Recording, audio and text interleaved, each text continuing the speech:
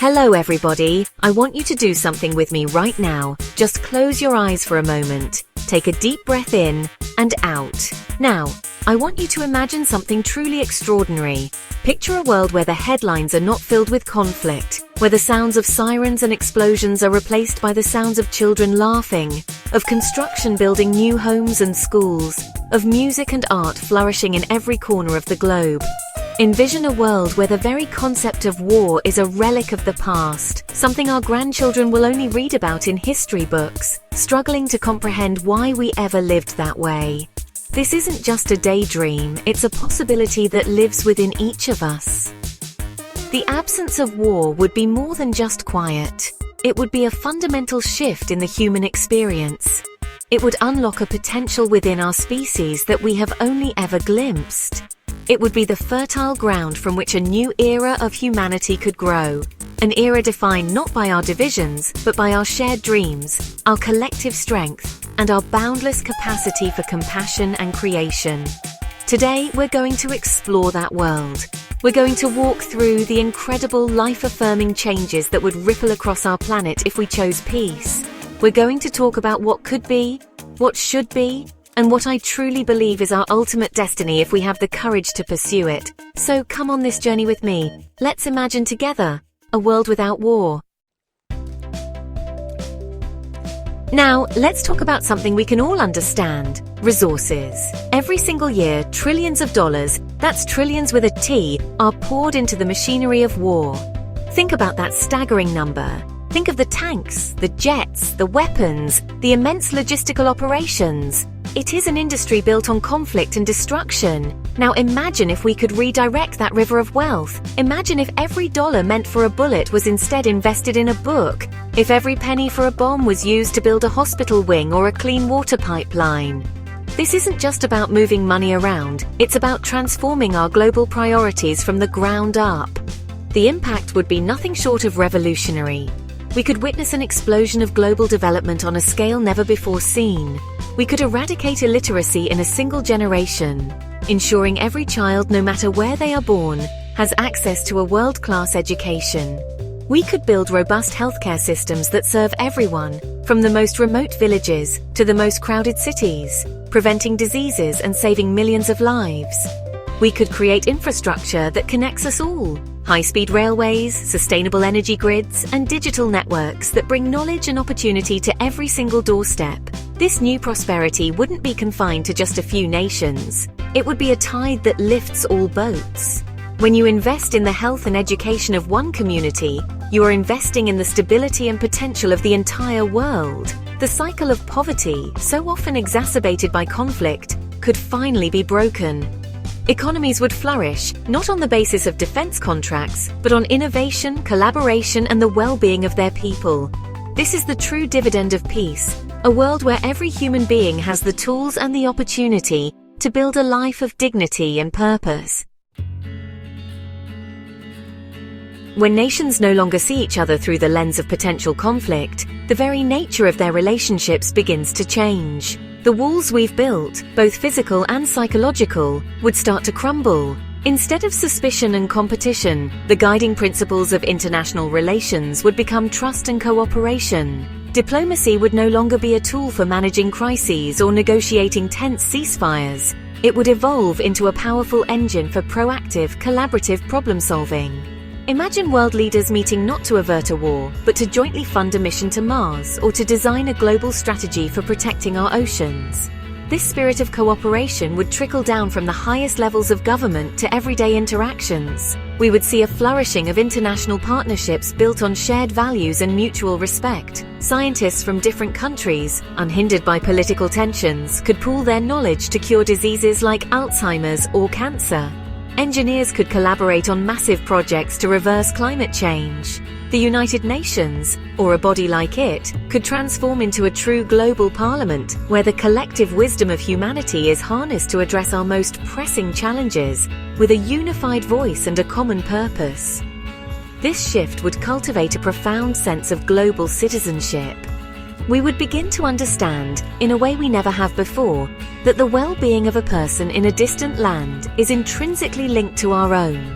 The concept of us versus them would fade into irrelevance, replaced by an understanding that we are all part of one human family, sharing one precious home. This deep-seated empathy would be the bedrock of lasting peace, creating a world where working together is not just a strategy, but the most natural and logical way to live. We often talk about the cost of war in terms of dollars or territory, but honestly, the deepest, most devastating cost is always paid in human suffering. It's a cost measured in shattered lives, in families torn apart, in futures stolen. It's the silent trauma carried by soldiers and civilians alike, a wound that can fester for generations. In a world without war, this relentless cycle of pain would finally come to an end. The constant threat of violence that looms over millions would simply vanish, allowing the raw, collective wound of humanity to finally begin its healing process. Just think of the millions of people who are displaced from their homes each year, forced to become refugees. In a world at peace, families would no longer have to flee in terror, leaving everything they know and love behind. Communities could put down deep roots, confident that their children and grandchildren will be able to grow up in the same homes, walk the same streets, and cherish the same traditions. The focus would shift from mere survival to true thriving. The energy once spent on escaping danger could be redirected toward building, creating, and nurturing. This absence of conflict would create the space for profound psychological and emotional healing on a global scale. Resources once dedicated to treating the physical and mental scars of war could be used to promote well-being and resilience. We could foster societies where mental health is prioritized, where communities are designed to support one another, and where every individual feels safe and valued. Children would grow up knowing only stability and security, their minds free to dream and explore without the heavy burden of inherited trauma. This is perhaps the greatest gift of peace, the chance for humanity to become whole again. When you remove the barriers of nationalism and conflict, you unleash the most powerful force on the planet, human creativity. Imagine a world where the brightest minds are not separated by borders or political ideologies, but are free to connect, share, and build upon each other's ideas. This open exchange would trigger a global renaissance of culture, education, and innovation that would dwarf any historical period we have ever known. The free flow of knowledge would become the world's most valuable currency, accelerating progress in every field imaginable. Cultural exchange would flourish in ways we can barely conceive. Music, art, literature, and cuisine would cross-pollinate, creating beautiful and exciting new forms of expression. We would develop a much deeper appreciation for the rich diversity of human traditions, celebrating our differences not as points of division, but as a shared treasure. Student exchange programs would become the norm, not the exception, with young people traveling the globe, learning new languages, and forming lifelong friendships that transcend nationality. This first-hand experience would be the ultimate antidote to prejudice and misunderstanding. This collaborative spirit would supercharge innovation. Picture international teams working seamlessly to develop sustainable agriculture that can feed the world, to create artificial intelligence that serves humanity ethically, or to unlock the secrets of the universe. With humanity's intellectual resources fully pooled and directed toward constructive goals, the pace of discovery would be breathtaking. We would solve problems faster, dream bigger, and reach for heights that seem impossible today. This era of peace would not be static. It would be the most dynamic, creative, and exciting period in human history. For centuries, we have defined a nation's security and its strength by the size of its army, the power of its weapons, and its capacity to dominate others. It's a definition rooted in fear and confrontation. But in a world without war, this entire paradigm would become obsolete. We would be forced, and honestly, privileged, to redefine what it truly means to be secure.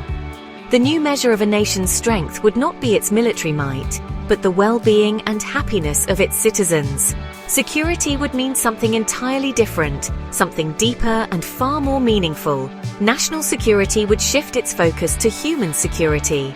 A strong nation would be one where every citizen has access to clean air and water, nutritious food, quality healthcare, and a safe place to call home. Protecting the nation would mean protecting its environment, investing in renewable energy, and building sustainable systems that can endure for generations. The heroes would not be generals, but the teachers who empower the next generation, the scientists who protect our planet, and the community organizers who build bridges between people. Our defense budgets would become well-being budgets. This redefinition is the final crucial piece of the puzzle. It moves us from a reactive posture of defending against threats to a proactive posture of cultivating health and vitality. Our resources and our brightest minds would be dedicated to building resilience against the real challenges facing humanity: climate change, pandemics, and systemic inequality. We would understand that true lasting security doesn't come from building higher walls or more powerful weapons. It comes from fostering a world where every single person has the opportunity to live a healthy, fulfilling, and peaceful life. That is the ultimate defense. So we've walked through this world together. A world where our wealth builds, not destroys. A world where our leaders cooperate, not confront. A world where our children are safe and our creative spirits are free. This isn't some impossible utopia. Every element of this vision is within our grasp. It requires a shift in consciousness, a collective decision to choose our higher selves over our deepest fears. It requires us to believe in the possibility of a better way and to have the courage to demand it. Now, I want you to hold on to that vision and imagine one more thing. Picture all of that unleashed human potential, all that redirected money, all that collaborative energy, all that brilliant innovation. Focus like a laser on the greatest challenges of our time. Imagine humanity finally united as one team, tackling climate change with the urgency and resources it deserves. Imagine us eradicating extreme poverty and hunger from the face of the earth, not in a century, but in a decade. Imagine us dismantling the systemic inequalities that have held so many people back for so long. In a world without the distraction and devastation of war, these are not just dreams. They become our shared project. They become the next great chapter in the human story. The choice, as always, is ours. We can continue down the old path, or we can turn together and walk toward a future of peace, prosperity, and unity. Let's be the generation that makes that turn. Let's start imagining and building that world today. Thank you for joining me.